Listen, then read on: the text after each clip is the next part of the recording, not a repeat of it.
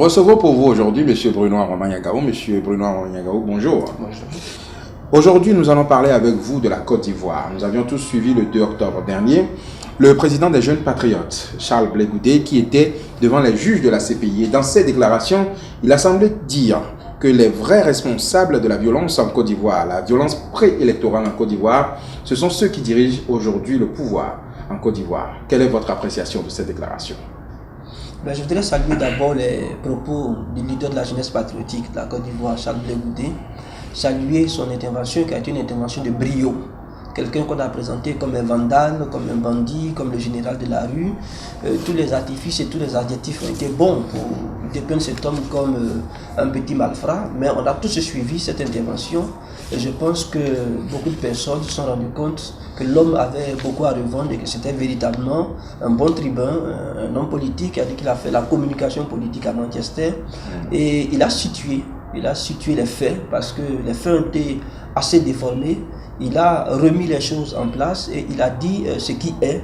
Il a parlé de faits et il a même dit dans ses propos que les faits sont têtus. L'histoire de la Côte d'Ivoire est récente.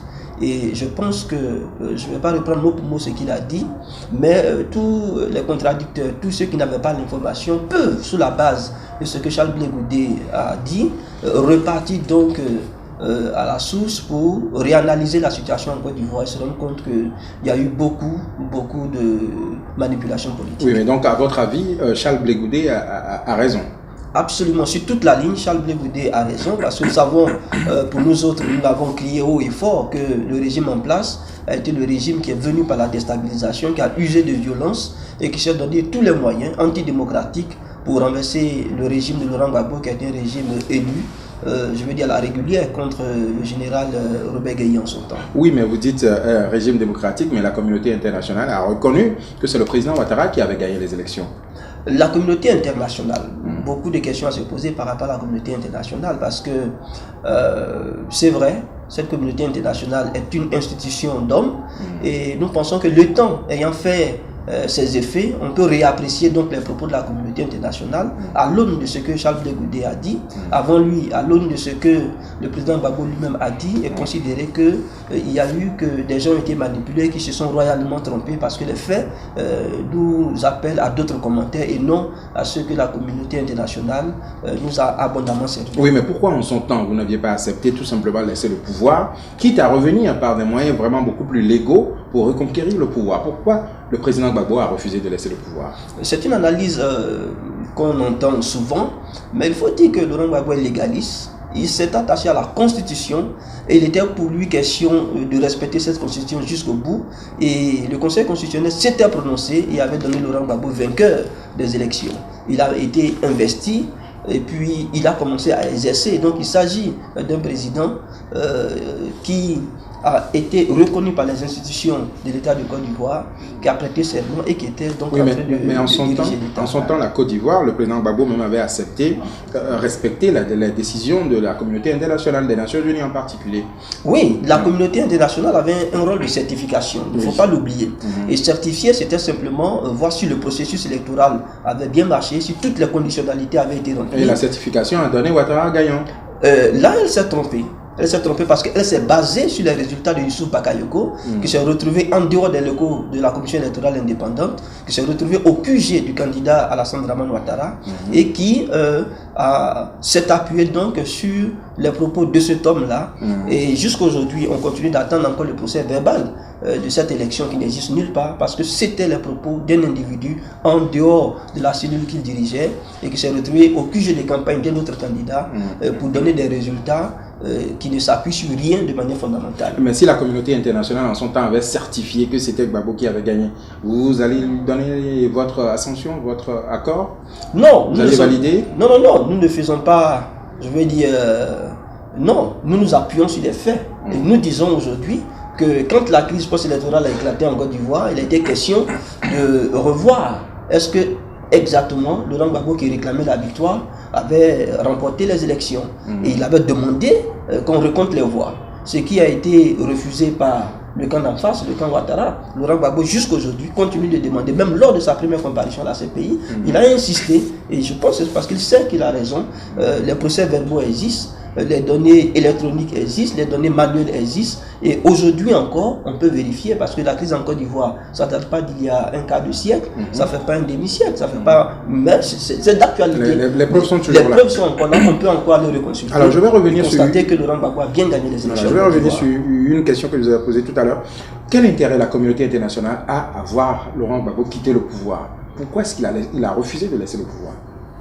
Non, Laurent Gbagbo n'a pas refusé de laisser le pouvoir. Laurent Gbagbo a demandé, parce qu'il était reconnu par les institutions de son pays, vainqueur des élections, et il y a eu la réclame de Ouattara qui a dit que c'était faux. Il a donc demandé, à la suite de ce contentieux électoral, qu'il y ait un recomptage des voix. La communauté internationale a délégué des experts, s'est opposée, et elle a dit par exemple que c'était une injustice faite à Ouattara que de recompter les voix. Pourtant sur d'autres cieux, aux États-Unis on a eu cet épisode de Al Gore et de Bush, on a eu en Haïti des élections où celui qui avait été donné pour perdant à la suite du recomptage des voix a été vainqueur. Donc sur d'autres cieux c'est fait. On a demandé simplement en Côte d'Ivoire de passer à cet exercice assez facile, mais qui est le recomptage des voix. Il y a d'autres moyens légaux. Il y a d'autres moyens légaux de contestation. Au lieu de demander à la population de se jeter dans la rue et de réclamer la victoire. Qui l'a fait? Votre camp, justement. Non, pas du tout.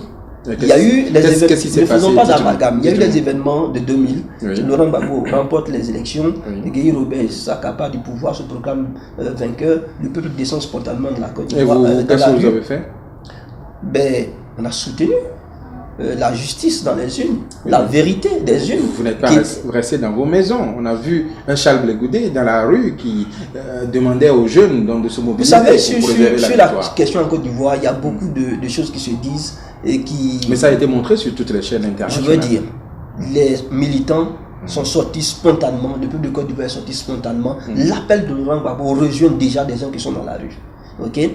Les manipulations dont on parle, de l'appel à la population de Blé Goudé, les appels, je veux dire, qui se sont faits tout le long de cette crise, mais ne sont que la plus belle démonstration de la démocratie, d'appeler le peuple souverain à défendre sa voix qu'elle a mise dans les urnes. Donc il n'y a pas meilleure expression de la démocratie que de demander au peuple de manifester.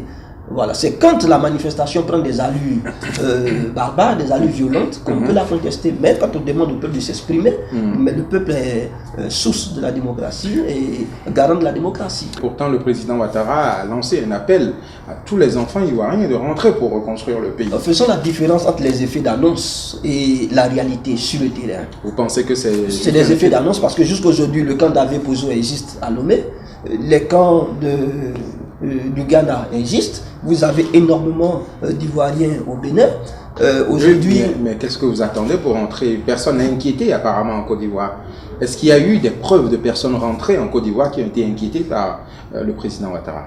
Je pense qu'il y a les Ivoiriens eux-mêmes qui peuvent mieux s'exprimer par rapport à ce qu'ils vivent et les raisons profondes qui les animent et qui font qu'ils ont préféré être à l'extérieur du pays que d'être dans leur propre pays. À votre avis, qu'est-ce qui les anime? Qu'est-ce qui les pousse à rester à l'extérieur? Je pense que je parlais d'effet d'annonce entre ce qui est dit et ce qui est fait sur le terrain. Vous pouvez avoir un gap assez énorme. Vous avez aujourd'hui la première dame qui est en prison. Vous avez encore près de 800 prisonniers politiques en Côte d'Ivoire. Vous avez les maisons qui ont été annexées et qui ont été caporalisés par le pouvoir en place, qui sont les maisons de hauts dignitaires de l'ancien régime. Vous avez les comptes qui sont bloqués aujourd'hui, et on parle de réconciliation dans ce contexte et on appelle des gens à rentrer. Mais vous savez que de tous ceux qui étaient à l'extérieur, ceux qui rentrent, on les compte au bout du doigt, pour dire qu'il n'y a pas, les conditions n'ont pas été créées pour aller à la réconciliation, et ceux qui sont encore à l'extérieur éprouvent beaucoup de craintes. Voilà. À vous entendre parler, on peut dire alors que la réconciliation tant prônée n'est pas pour demain. Non, pas du tout, parce que Charles Konabani, qui est à la tête de cette réconciliation, a fait son bilan il n'y a pas longtemps. Il a été reconduit à la tête de cette structure après plusieurs balbutiements. Donc vous ne pouvez pas avoir des acteurs majeurs comme Laurent Gbagbo à la CPI. Vous ne pouvez pas avoir des acteurs majeurs comme Charles Blé Goudé à la CPI, Simone Gbagbo en prison, de nombreux détenus politiques parmi lesquels vous comptez des jeunes qui sont sortis spontanément pour dire leur ras-le-bol à une manière de faire de la politique qui n'était pas la meilleure et qui aujourd'hui sont en prison. Comment est-ce que vous voulez que dans ce contexte, on puisse parler de réconciliation? Non, la réconciliation a été un fiasco total et aujourd'hui les preuves sont là pour nous dire qu'avec toutes les personnes qui sont à l'extérieur, on ne peut pas faire de réconciliation. Ce sont les acteurs majeurs de la crise, ils devaient se retrouver et se parler. La dernière question de notre entretien concerne les élections, les prochaines élections qui sont prévues pour 2015. Comment vous voyez ces élections? Je ne sais pas s'il y aura élection en Côte d'Ivoire. Vous ne croyez pas? Je n'y crois pas du tout. Pourquoi? Parce qu'on assistera certainement à un simulacre d'élection, à une mise en scène, parce que la commission électorale indépendante caporalisée, le Front populaire ivoirien a contesté cette caporalisation. Il y a eu tous les démêlés et tout ce à quoi nous avons assisté ces dernières semaines. L'UFPI, après avoir été engagé par son président Pascal Affi-N'Guessan, est ressorti. Après s'être retrouvé, je veux dire, avec la base, à la suite d'une discussion houleuse, l'UFPI est ressorti de cette commission parce qu'elle a constaté que les conditions n'étaient pas du tout réunies. Parce que vous avez à la tête de cette CEI celui qui a été l'artisan de toute la débâcle et de tous les désordres qu'il y a en Côte d'Ivoire qui s'appelle Issou Bakayoko. Le même a été reconduit et vous avez que le RDR, Alassane Ouattara, a décidé de mettre donc à ce poste stratégique des personnes pour contrôler véritablement la machine électorale. Aujourd'hui, face au boycott du FPI qui est donc sorti de cette structure, je propose donc de confier les 2 vice-présidences au Front populaire ivoirien, histoire de les mettre en confiance. Mais le problème, il est plus profond que des postes au sein de cette structure. Vous avez Issou Bakayoko qui peut reprendre le même schéma de 2010, se retrouver n'importe où et puis engager la structure, puisqu'on est déjà passé par là une fois et la communauté internationale, pour des raisons qu'elle seule connaît, s'est empressée de valider cette mascarade. Mais cette fois-ci, vous êtes appelé à être plus vigilant. On vous a donné les 2 vice-présidences. Ce n'est pas ça le plus important. C'est quoi le plus important? Le plus important, c'est de créer les conditions. Et quelles doivent être ces conditions? Ces conditions sont assez simples. Ces conditions sont que la commission électorale indépendante, comme son nom l'indique, doit être véritablement une instance indépendante, dépolitisée, non contrôlée par le pouvoir en place. Donc, il y a une certaine parité qui est demandée et il y a une certaine autonomisation de cette structure avec des personnes qui doivent être dégagées de cette structure parce qu'elles ont montré par le passé leur militantisme avéré. Issou Bakayoko n'a pas pu se mettre au-delà du militant du PDCI qu'il est. Il a donné la victoire à son candidat alors qu'il devait être un homme véritablement indépendant. Il n'a pas su le faire et c'est encore lui qui est à la tête de cette structure. Là, c'est vous qui le dites. Quel sera le candidat du FPI? Le FPI, officiellement, n'a pas dégagé de candidature. Mais vous aurez un candidat quand même. Et a dit qu'elle ne va pas aux élections tant que Laurent Gbagbo n'est pas libéré. Donc pour le moment, on s'en tient à cela. Et puis on attend ce que les jours à venir vont nous dire. Pour le moment, le FPI n'est pas prêt à aller à des élections parce que les conditions ne sont pas réunies. Laurent Gbagbo étant dehors, il n'y a pas de vie politique en Côte d'Ivoire. Il y a des élections, c'est légitimer Ouattara, c'est légitimer ce semblant de démocratie qu'il y a et il ne faut pas aller justement dans cette direction. Voilà, M. Bruno Aromayangao, je vous remercie. Je rappelle que vous êtes consultant politique. Vous étiez très proche de Mme Simone Gbagbo. Je vous remercie. C'est moi.